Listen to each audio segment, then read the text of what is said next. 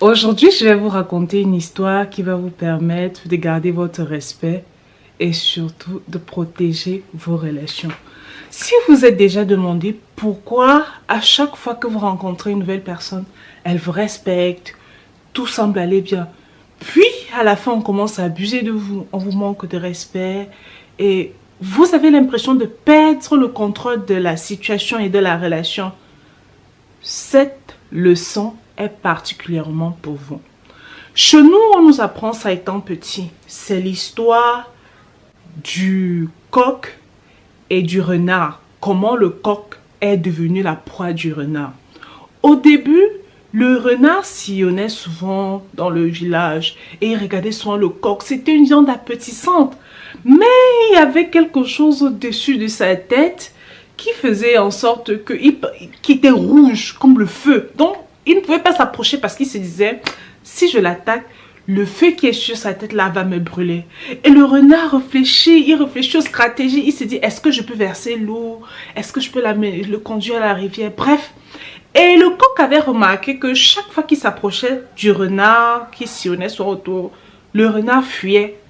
Il décalait. Puis un jour, le coq lui dit, hé mon ami, bonjour, comment tu vas? Le renard répond, ça va.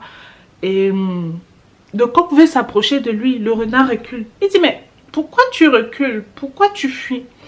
Le renard lui dit, ah, tu sais, je t'apprécie beaucoup, mais les flammes qui sont sur ta tête là, j'ai peur que si je m'approche de toi, un peu trop près, ça risque de me brûler.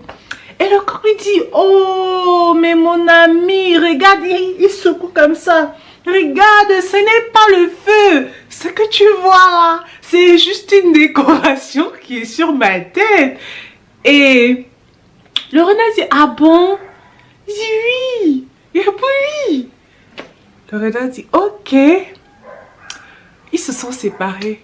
Et la fois qui a suivi, vous savez ce qui s'est passé? Eh ben, le renard a juste bondi sur le cou du coq. Et c'est comme ça que, depuis des années, le coq qui n'avait jamais été la proie du renard est devenu sa proie favorite. Pourquoi je vous raconte cette histoire?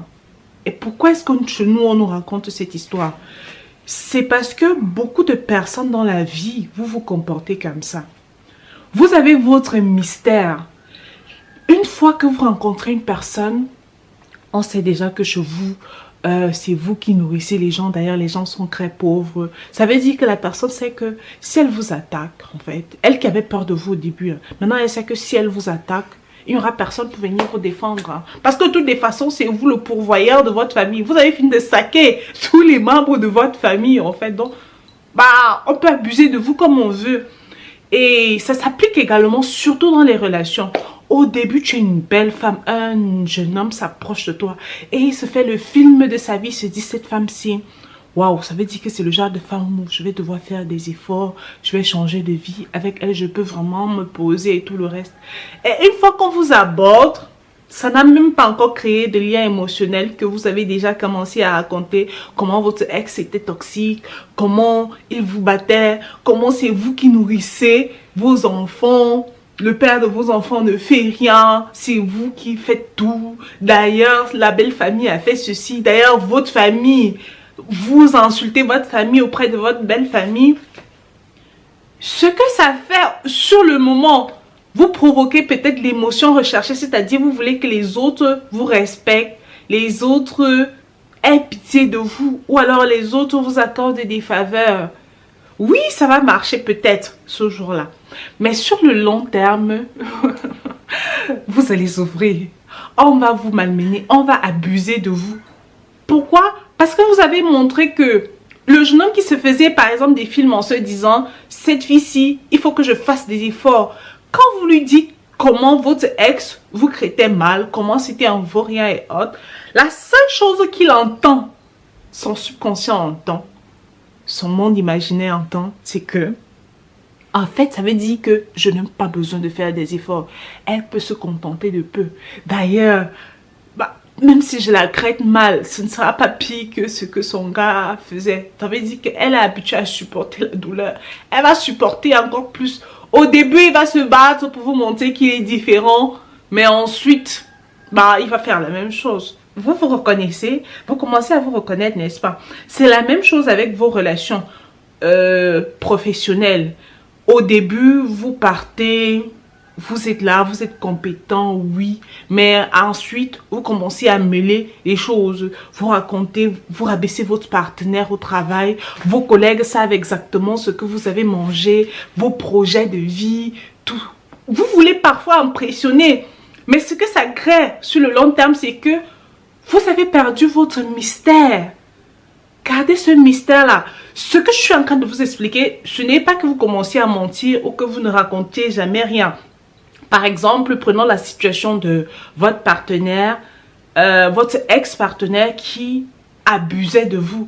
Ce n'est pas au début de la relation que vous allez raconter ça à votre partenaire, parce qu'au début de la relation, il y a encore ce qu'on appelle les dynamiques de pouvoir qui doivent s'installer. Vous comprenez? Il n'y a aucun lien émotionnel solide pour l'instant. Ce qui fait en sorte que ce que vous devez faire, c'est d'abord installer cette dynamique-là, cette confiance-là, qui fait en sorte que peu importe ce que vous avez révélé après, encore qu'il y a des choses, moi je suis vraiment catégorique dessus, qu'on ne révèle jamais. Peu importe ce que vous allez révéler après, ce ne sera pas dans le but de faire en sorte que votre flamme, l'autre qui pense que c'est la flamme qui est sur votre feu là, que cette flamme-là s'éteigne, qui se disent que non, il peut abuser de vous, non. Ce sera dans le but de savoir que votre façon de fonctionner, s'il se rend compte qu'à un certain moment, vous avez du mal à communiquer, vous avez peur de ceci ou de cela, c'est parce que vous avez déjà eu à vivre des expériences avant qui vous ont amené à ne pas faire confiance aux gens, qui vous ont amené à avoir certaines réactions plutôt, par exemple, violentes ou alors de regret. Ce sera uniquement dans ce but-là. Pensez toujours au coût d'acquisition de ce que vous êtes en train de vouloir faire, en fait. Parce que vous voulez que les gens vous respectent, qu'on pense que vous êtes différent, qu'on pense que vous n'êtes pas comme les autres filles, comme les autres hommes. Mais qu'est-ce que cela est en train de vous coûter? Cela est peut-être en train de vous coûter votre respect. Cela est en train de coûter également la considération, l'estime que les gens avaient pour vous.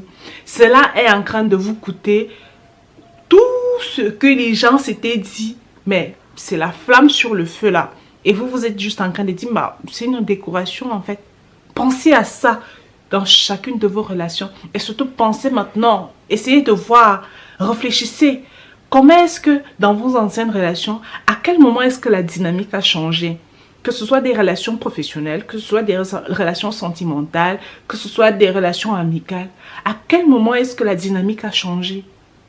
Bien sûr, si vous êtes abusé, par exemple, vous faites abuser par votre partenaire et vous voulez en parler, il existe des centres appropriés pour ça. Tout le monde n'est pas obligé de savoir que vous n'avez pas mangé hier, ou alors que vous êtes, d'ailleurs, vous n'avez même pas trop fréquenté. Sauf si cela, c'est dans le but vraiment de justifier quelque chose. Mais si, quand les gens vous voient et qu'ils ont peur d'un certain aspect de vous, ce n'est pas à vous de rassurer les gens. Ce n'est pas à vous de leur dire, ce n'est pas le feu. Arrêtez. Arrêtez de vous rabaisser pour pouvoir rassurer les gens et vous pensez que non, ça va vous rendre spécial, ça va vous faire, ça va faire en sorte que les gens pensent que vous êtes humble. Ce n'est pas l'humilité là-bas.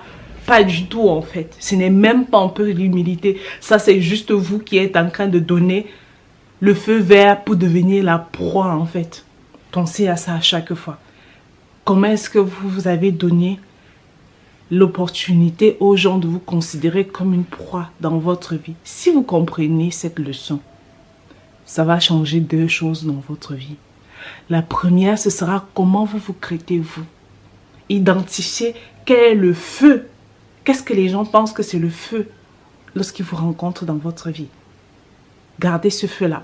Tant qu'il n'y a pas encore un certain niveau de conscience, un certain lien d'affinité, vous ne devez jamais révéler à l'autre que ce n'est qu'une décoration sur votre tête. Jamais de jamais. Jamais. Je dis jamais. D'ailleurs, C'est une technique que les manipulateurs utilisent souvent, c'est-à-dire ils vous rencontrent et ils commencent à dire mais toi tu te prends vraiment, ce qu'il veut, c'est que tu lui dises mais non, ne t'inquiète pas, moi je suis ceci et cela. Donc, traitez-vous bien. La seconde chose également, ce sera le respect que vous avez envers vous-même.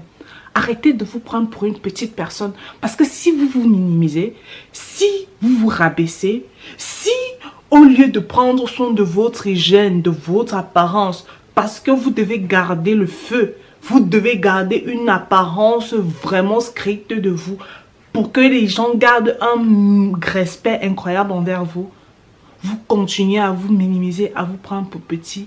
Les gens, ce qu'ils vont faire, c'est qu'ils vont encore vous rabaisser, hein. Plus que ça. Et vous allez passer votre temps à vous dire que les gens sont mauvais, que ce monde est mauvais, que vous ne comprenez pas pourquoi à chaque fois les gens se comportent mal. Les gens, non. Les mêmes personnes que vous êtes en train de critiquer là ne se comportent pas de la même façon avec tout le monde, hein. Ce n'est qu'avec vous qui se comportent comme ça. Parce que vous leur avez montré que le feu qui était sur votre tête n'était qu'une décoration. Pensez vraiment à ça. Écrivez-moi en commentaire ce que vous pensez que cette histoire a inspiré chez vous. Et aujourd'hui, c'est la première vidéo de notre challenge 30 jours pour briller. Ça me fait plaisir de partager ça. Et si j'ai oublié de me présenter, mon nom est Rosanne Dela, je suis formatrice business entrepreneur et juriste sur cette chaîne. Comme vous pouvez le lire en description, nous sommes une communauté de personnes qui adorent l'excellence, qui se donnent les moyens d'évoluer et surtout qui partagent les connaissances nécessaires pour une meilleure transformation personnelle. On se retrouve demain pour une nouvelle vidéo. Prenez soin de vous. Bye bye.